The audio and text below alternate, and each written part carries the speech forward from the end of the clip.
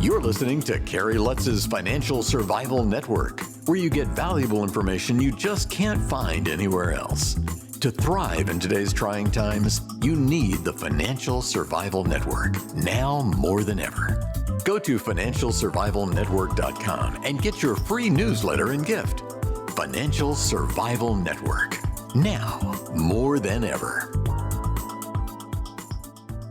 Welcome. You are listening to the Financial Survival Network. I'm Carrie Lutz. Today is 11/3/21. Well, it's Fed Day. The Fed is giving every indication that they intend to taper, perhaps $15 billion a month. Gold prices are taking a hit. Silver prices taking a hit. Well, what difference is it really going to make? Well, I figured we'd get together with the and then that's in quotes, retired Rick Rule, retired from the areas where he enjoyed life the least, retiring to areas he enjoys the most. Whether that has resulted in a reduction of actual work hours, Rick, I guess it's a work in progress, huh? Some would say that if you view work as an objectionable activity that you carry on to sustain your lifestyle, I haven't worked very much in the last 30 years, which is to say I've enjoyed most of what I've done. What I haven't enjoyed has been regulated activities, and I'm now no longer formally regulated by the SEC or any of those alphabet soup agencies. And I haven't particularly enjoyed managerial and administrative activities, so I've given that up too. I got in the business, Carrie, as I think you know, because I really have enjoyed, in particular, securities analysis and credit analysis. And I spend my days doing that, which for me would never be defined as an objectionable activity. I look forward to getting up every day, and sometimes regret shutting down the computer. So I'm in a lovely space. You were one of those guys like me at the beach, had like a stack. Back once upon a time when they actually printed them out, you'd have a stack of prospectuses and annual reports, and everybody would be like running down the beach, throwing the ball, and you'd be there relaxing, doing what you like best, reading these reports and trying to gain insight into these companies. And I even still print them out, Carrie. Print them out. You're picking yourself as a dinosaur. Be careful. Guilty as charged. It's funny though, because I always got into that. Like I used to read Barron's from cover to cover every Saturday, and it's not a real social activity, but to me it was very gratifying. So, of what you're doing now, what's the best part of your day? I really like doing securities analysis and credit analysis on individual companies. Of course, most of the commentary that I do in interviews like this has to do with at least macro. What I enjoy the most is micro. What I enjoy most is looking at the interplay between income statements and balance sheets and trying to analyze how management behavior is likely to generate value in the next 2 or 3 or 4 or 5 years. I really, really enjoy that. I enjoy, too, interviewing younger managers, younger entrepreneurs who I'm less familiar with than I am the generation of entrepreneurs who have contributed to the lifestyle that I enjoy. I'm always looking for the new Robert Friedlands, the new Lucas Lundins, the new Bob Quartermains, the new Ross Beatties, the new Clive Johnsons. And so I'm engaged in that search pretty relentlessly, and I'm really enjoying it. Yeah, that's good. And you actually don't have calls from people that you don't want to talk to, right? I'm pretty good at not answering the phone now, Carrie. Hey, what's a phone? It's like the phone exists so you can receive data. And a phone call is just another type of data that's probably less preferable than most. So, I looked at your site, and it doesn't have a lot to say. It's certainly not verbose, shall we put it that way. RuleInvestmentMedia.com, and basically are you interested in these 5 sectors? And so I figured that's really a good place to start, because if that's the focus of your site, then we should be covering them. Obviously, number one is precious metals, near and dear to our hearts. Number two is battery metals, something that 10 years ago never really thought of whatsoever. Base metals, obviously, uranium, something that's come back to life recently, but which was pretty much a moribund market for the past close to a lot of years. And of course, oil and gas. So we got 5 sectors that you identify here. Which one or ones are you most optimistic about? I think that depends on who you are, which is to say, what sort of investor or speculator are you? The one that appears to be the easiest for me to write checks to on a continuing basis is the oil and gas business, because I think that the oil companies have discounted $55 a barrel in an $80 world, and they've discounted $3 natural gas in a $5 world. And these companies are generating substantial free cash flows, some of them, after reserving sustaining capital investments. In a world where, as a consequence of carbon and other things, sustaining capital investments on a global basis are being underfunded by over $1 billion a day.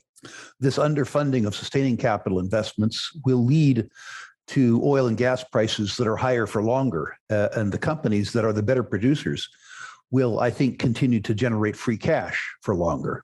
As a, let's just say, older than 65 person who is looking for high quality, highly probable returns on capital employed, and is looking to deploy surplus funds away from deposit products that generate 0.25% returns to companies that can deliver 4 or 5% current yields and 12 to 15% compound increases in capital, that's extremely attractive to me. May or may not be interesting to more speculative listeners, but for the older listener who is trying to generate a return on capital employed that he or she can partly live on or at least reinvest, the dividends associated with the oil and gas sector are appealing. I'm also particularly, Carrie, increasingly attracted to precious metals. Not that I have ever been far from precious metals, but in my life, I've learned that precious metals do little for you other than perhaps punish you for 6 or 7 years at a time. And then they give you fairly massive returns over the 2 or 3 year time frame. But you have to be involved to enjoy those massive returns. And I believe that the fundamental factors are basically wind in the sails of precious metals. So I invest in physical precious metals really as an insurance product, hoping to God I'm wrong. And I invest in the mining shares because I think the metals prices are going higher, but because I also think that some of the producers, at least, are very cheap based on the free cash flows that they enjoy at these commodity prices.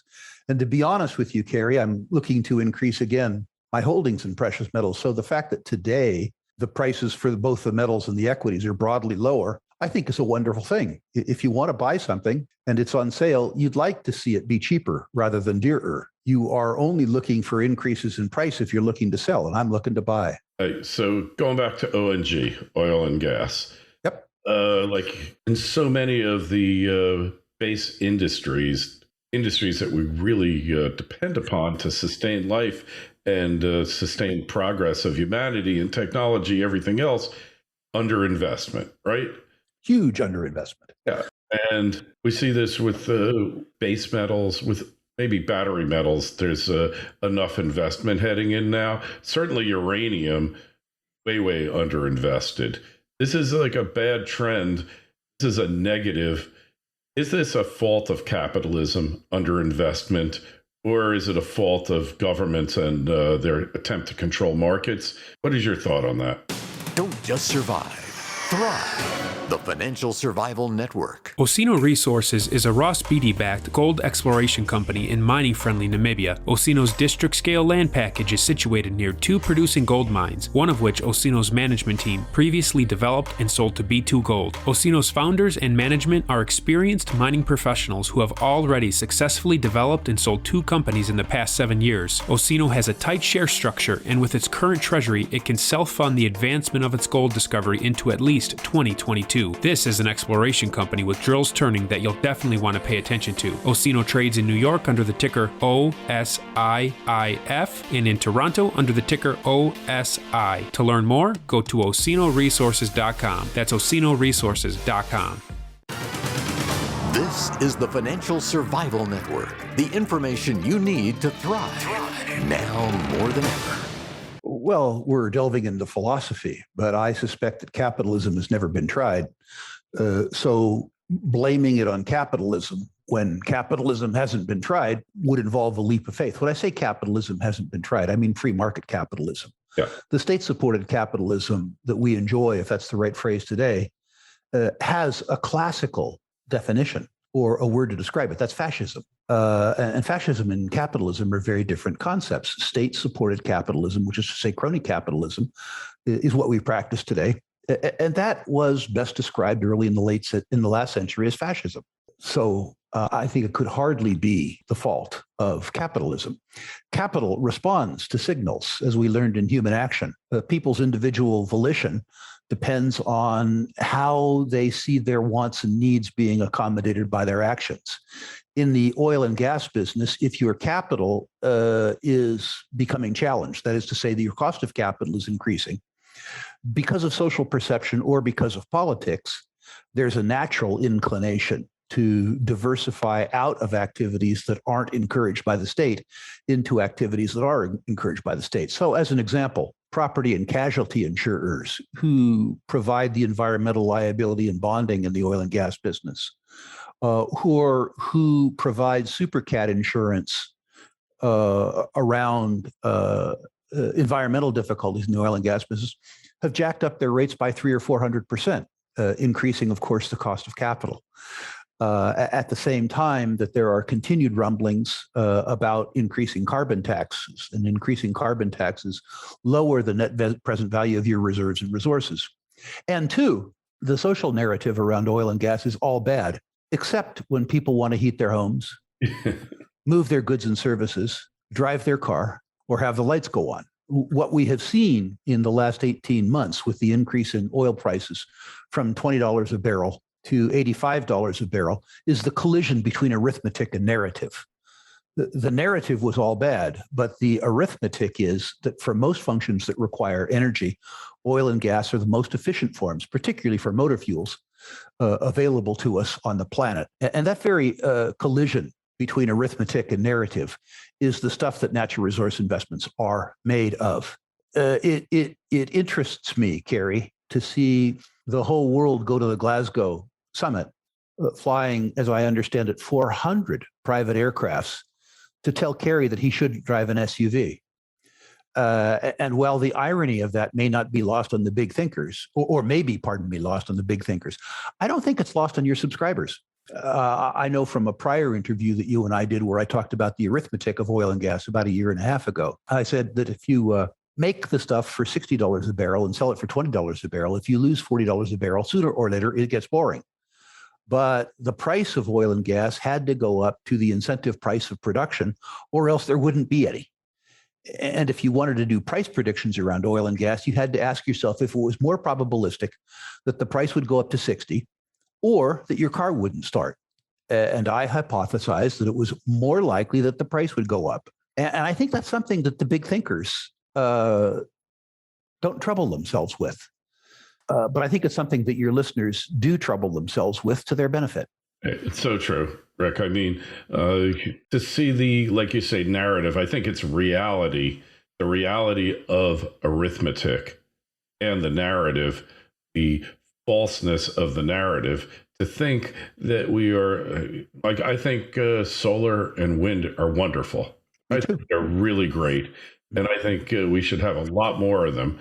But they're not yet ready for prime time. We saw the grid in Texas last winter almost melt down because of over-reliance on wind. And it skewed the whole grid. And basically, they had a meltdown where people died from this. It doesn't get any more real than when people live and die because of the willingness or perhaps the the desire of people to believe something, even if it's not true because they want it to be true.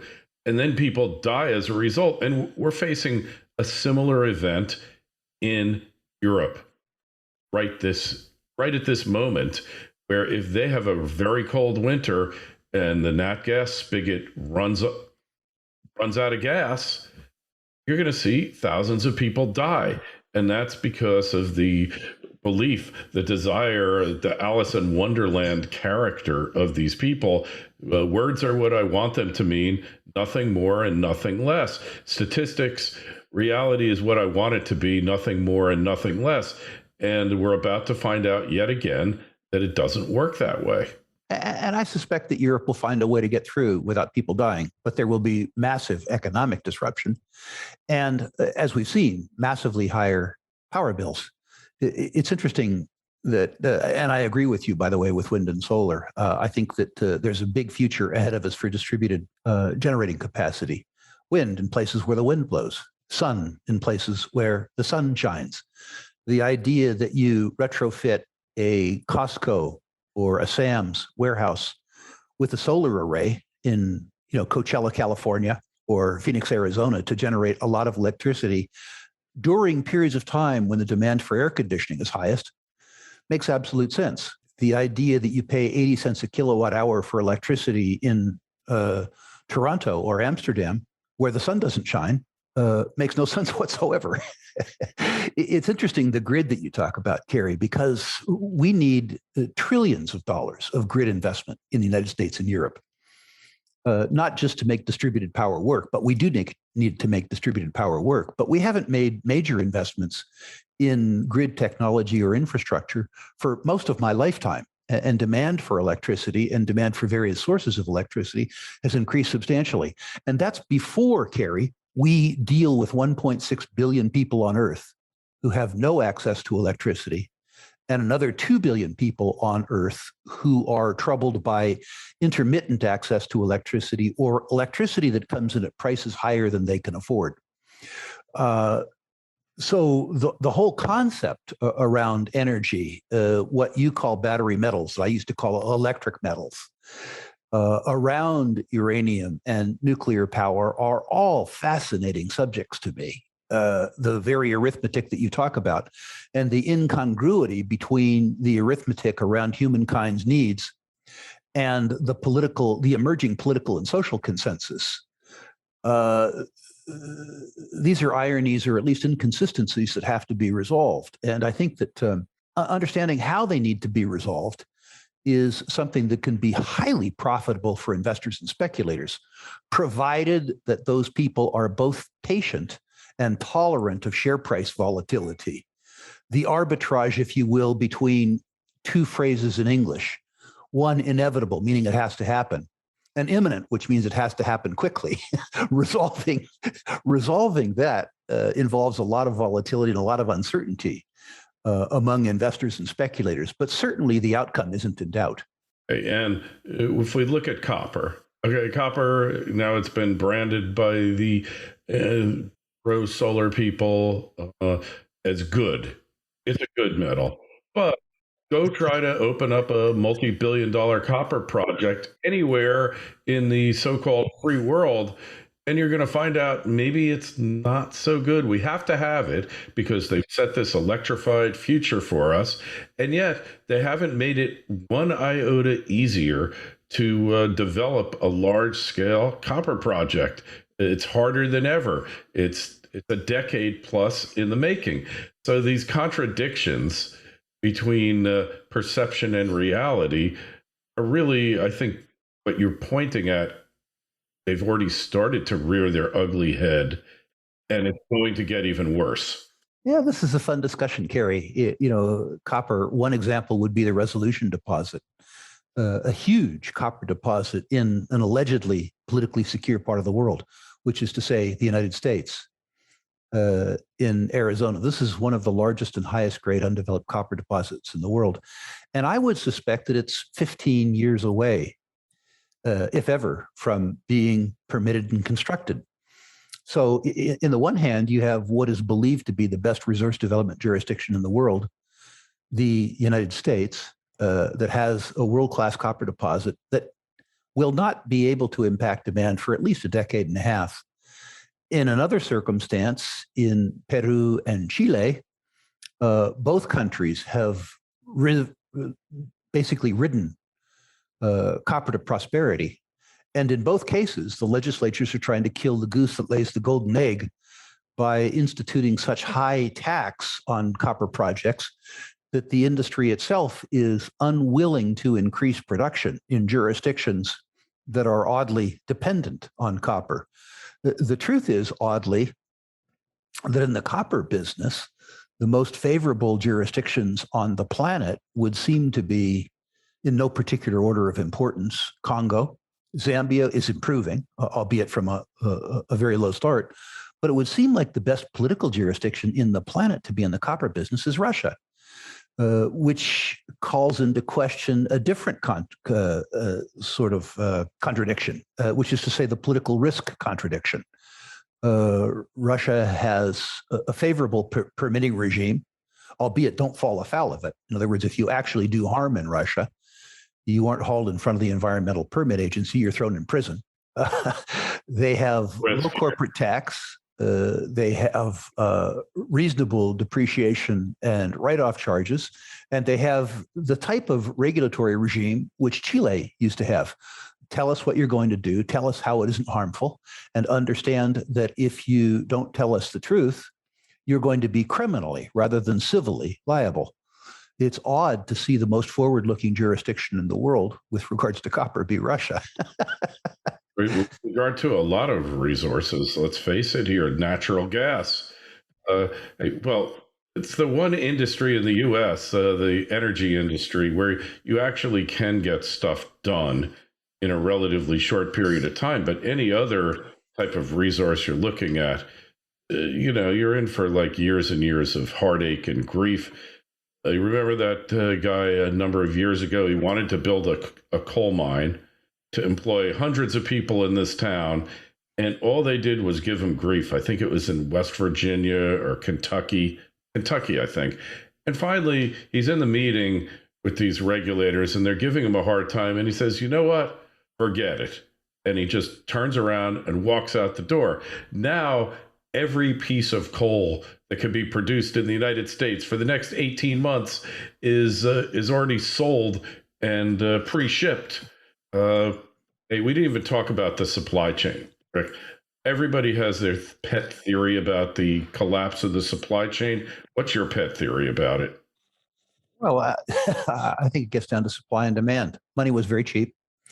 So we evolved a system of just-in-time supply, which constrained the supply chain at the same time that cheap money stimulated demand. I would suggest you have a collision between supply and demand. Some of the micro factors in California has been the unwillingness of local constituencies to allow the investment in infrastructure that would have been required 20 years ago to unlock ports. An example would be the improvement in the rail infrastructure from the ports of San Pedro and Long Beach, and the necessity of those ports to affect excess and egress through trucks, as many as 2,000 a day. And now the increasing restrictions around air quality with regards to the trucking fleet, and the unwillingness of the trucking community to invest in the type of trucking fleets that are required by California law. So now you're deciding that you're going to deal with this by operating the ports 24/7, but you can't operate them 24/7 because the containers are stacking up, because there aren't sufficient trucks to move them, and the investment in infrastructure was never made. These are circumstances that will work out over time. Markets always work. When the price that the trucking industry receives for moving a container increases from $50 a container to $250 a container, guys find a way, but they don't find a way to do it over a long weekend. No, especially during football season, they don't. But it's so funny that you talk about that. I mean, you and I, when we grew up, long-haul truckers were mostly unionized, almost all unionized. They were employees. They made an above-average income. Now we've evolved to the point where they're all owner-operators, and They're expected to work for a pittance. And this is a case where the market kind of like really worked against, because the imposition of mandatory unionism caused all these unions to say, you're entrepreneurs now, go out there and conquer the world. And it's not working too good. I think this will work itself out over time. I notice that trucking companies now are paying very large bonuses to attract truckers who have the temerity to show up, come to work. I think a lot of guts these days, right? People who 2 years ago were making $40,000 a year to be away from their families are now getting paid $65,000, $70,000 a year. So this circumstance will resolve itself. Markets always work. They're just messy while they're in the process of working. Oh, that's for sure. That's for sure. But this concept of paying people not to work, also a big part of the supply chain and labor shortages that we're experiencing now. And to the point where I was reading an article, and I assume that it's true, in certain places in the Northeast, McDonald's are paying $18 to $20 an hour, and with a several $100 sign-up bonus. There's something's going on here. It's something major is happening when you see that type of reaction. That's an interesting discussion around the gold price. It makes sense that people wouldn't go to work for McDonald's if they didn't make enough money to be able to afford the rent and to eat there. And clearly, the cost structure in the United States is such that if you pay somebody $10 an hour for 40 hours a week, and he or she make $400 a week, that it isn't a living wage. It isn't society's job to pay those people a living wage. But if you don't pay them a living wage, they're probably not going to work. If you take the labor cost around the service business in the United States and you double it, which is likely what you have to do to pay people a sustainable living wage, that will have an impact on pricing levels that'll come through the economy. It'll absolutely do it. And it's difficult for me to understand how a low-end service worker, particularly a low-end service worker aspiring to have or having a family, could afford to work for some number less than $20 an hour. I'm not making a social comment. I'm just talking about the arithmetic. If your listeners thought about themselves, how they would propose to live on $500 a week, I suspect that the arithmetic around a lifestyle substantially lower than the lifestyle that they would aspire to would be challenging. And I think that points out the inevitability of the depreciation of the purchasing power of the dollar. And maybe not the inevitability, but the extraordinary likelihood of higher, probably sharply higher, precious metals prices as a consequence. Yeah, could not agree with you more on that score, Rick. I mean, it's just shocking to see the way the middle class has been carved out in the country. All sorts of jobs that we saw where only one, basically the husband worked, wife stayed at home, raised the family, and industry after industry that's just not possible now. And maybe society's evolved to the point where we don't necessarily want that. Maybe that's not the ideal, but to me, I will always have a fondness in my heart for the America of the 50s and 60s where that was possible. So looking ahead at trends here, I really wanted to talk to you about uranium because Sprott is behind so much of what's gone on there. It's another perfect example of underinvestment and government messing with stuff, and then being surprised that the outcome isn't what they hoped for, and then rushing in to try to solve it. Luckily, I haven't seen them try to solve this problem yet. Don't just survive, thrive. The Financial Survival Network. Trilogy Metals is a world-class developer in Alaska's Ambler Mining District. The company already possesses 8 billion pounds of copper, 3 billion pounds of zinc, over 1 million gold-equivalent ounces, and now over 77 million pounds of cobalt. Trilogy's Arctic project boasts an after-tax net present value of $1.4 billion with a 33% IRR. Trilogy is led by an experienced management team with proven success in discovering and developing projects in Alaska. Alaska. The company is well capitalized, has no debt, and possesses strong institutional support. Trilogy trades on the New York and Toronto exchanges under the ticker symbol TMQ. To learn more, go to trilogymetals.com. That's trilogymetals.com. This is the Financial Survival Network, the information you need to thrive now more than ever. Yeah, I think it's small on their list of problems. I think they're trying to make solar work, so they're leaving us alone in the uranium business, which is great. Uranium's a really interesting topic, Terry. Carrie, you and I have talked about it a lot. Mm-hmm. The truth is that despite the big thinkers not liking it, everybody wants the lights to go on. In the United States, 20% of baseload demand is supplied by uranium. And the equation, as you and I talked about a year ago, was either the price goes up or the lights go out. The same discussion that we had around oil. What was difficult in the uranium market, unlike the oil and gas market, is that there were substantial supply overhangs that date back to the Fukushima disaster and the worldwide response to the Fukushima disaster. The consequence of that was that the spot price of uranium declined from a high of about $140 a pound to a low of $18 a pound. So the industry was making uranium for about $60 and selling it for less than $20. That wasn't working. But there were substantial above ground supplies. So the supply deficit, that is the production deficit, didn't matter. Enter Sprott.